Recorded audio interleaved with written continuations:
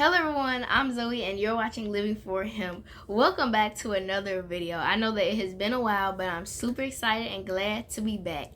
And today I want to talk about don't lose your flavor. And so the Bible basis for this video is Matthew 5 verses 13 through 16.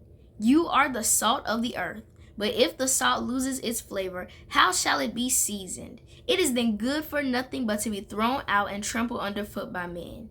You are the light of the world. A city that is set on a hill cannot be hidden. Nor do they light a lamp and put it under a basket, but on a lampstand, and it gives light to all who are in the house. Let your light so shine before men that they may see your good works and glorify your Father, which is in heaven.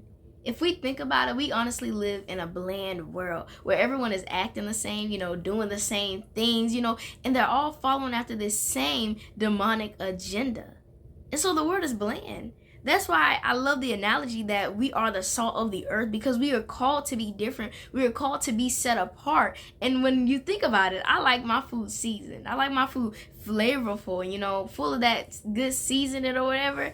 But the world is bland. And so when we start to conform, we start to lose our flavor. We start to become like them. And that's not who we have been called to be. So I want to encourage you to be the influence and not the influence. And it's really difficult because that is all that is around us. We see everybody acting the same. Us young people, we go to school and we just see how many different people are doing the same things. A lot of people aren't saved anymore. A lot of people identify as Christian, but their fruits aren't showing it. We just live in that type of world, and it's so easy to conform. It's super easy because there's peer pressure. I remember a time when I was in middle school, and people would always say to me, because they always consider me a goody two-shoes, right? So they would say to me in middle school, Zoe, say a curse word. I've never heard you say a bad word before. Like, say it. I'm like, what? Like, that is a weird request to say to anybody. Like, that really doesn't make sense. Like, why would I just cuss out of nowhere? And you guys, as I say, I went through my little bad bout of just being a middle school, because I think middle school is honestly the worst years. But I would fall prey to that peer pressure and do what they say to do, and it was foolish, it was immature. But that's how peer pressure works, is that people try to always get you to conform and bend in a way that you haven't been called to bend in. And that's why it's so important that you know your identity, because even now I have people I'll talk to and they're like, oh, you're too good. You haven't done enough. You haven't done enough bad things in your life. You need to do something. You need to get out and do more of this. I'm like, y'all, all that matters to me is that I please my Father in heaven. Like, all this temporary stuff, temporary pleasure, it really don't matter.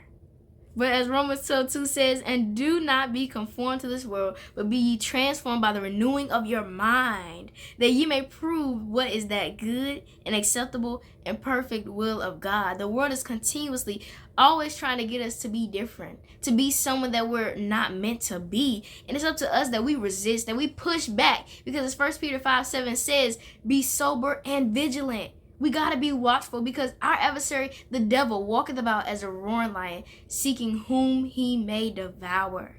He's trying to devour us. He's trying to devour our identity, because we see that he's already doing that in young people, in the young generations. He's devouring their minds, where they're no longer thinking for themselves, but they're allowing the world to think for them. But y'all, we have to push back. We can't lose our flavor. We can't lose our flavor and be in the salt of the world, because the world needs Jesus. And I want to talk about how people are always, pushing your buttons or getting you out of this comfort zone. They're making you get out of character. Because I know a lot of people say different things to you, and it gets under your skin. And you're like, they're really trying it, Lord. And I'm trying to keep my hands from doing anything. But y'all, we need to use our hands to praise. Because it's so funny that a lot of people say, I'm saved, but you can still catch these hands. No, nobody should catch these hands. They should only be catching your hands praying, okay?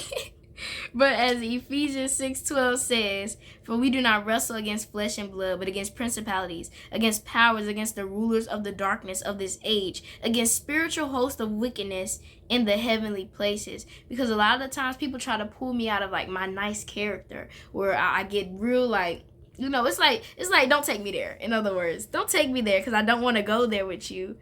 And we have to realize that it's not the person, it's the enemy working through them to pull you out of your character. That's all it is. And it's so important that we realize that our accountability to God matters most.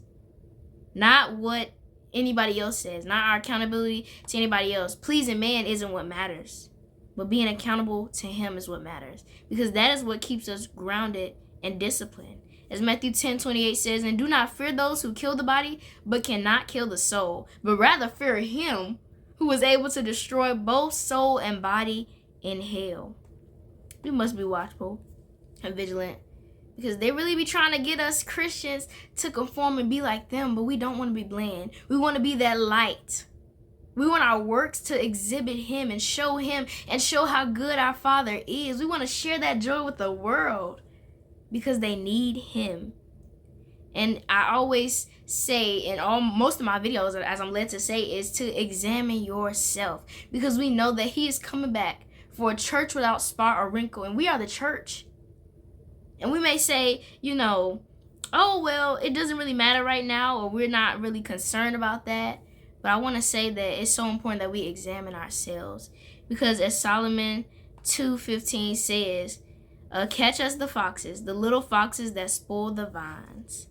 It's the small things, the things that we keep unchecked or unfixed, the things that we don't think we need to change are what become the greatest problem.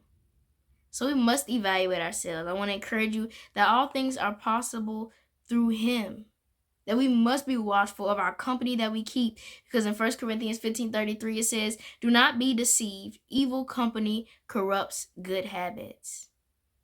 You know what I'm saying? And it's so hard because we want to fit in. But we have to realize that we're called to stand out. We're called to be that flavor for this bland world. We're called to be that light so that people start changing according to his word. And I was reading it in James 4, as it says in verse 8, draw not to me and I will draw not to you. And it says, cleanse your hands, ye sinners, and purify your hearts, ye double-minded. And if you look at that, these things are only done through Christ. All we have to do is be willing. So I want to encourage you all. I know I got long, but I want to encourage you to resist the enemy, because as it says, he will flee. Resist the temptations. As people are trying to get you to be somewhere you're not, as they're trying to get you to blend in and be like them. But y'all, it's an honor and it's a privilege to be standing out, to be called to be different. But I want to just close with this, that it is possible. And as Matthew 16:24 says, then Jesus said to his disciples, if anyone desires to come after me, let him deny himself and take up his cross and follow me. I encourage you on today, if you are a believer, to, continue to follow after him.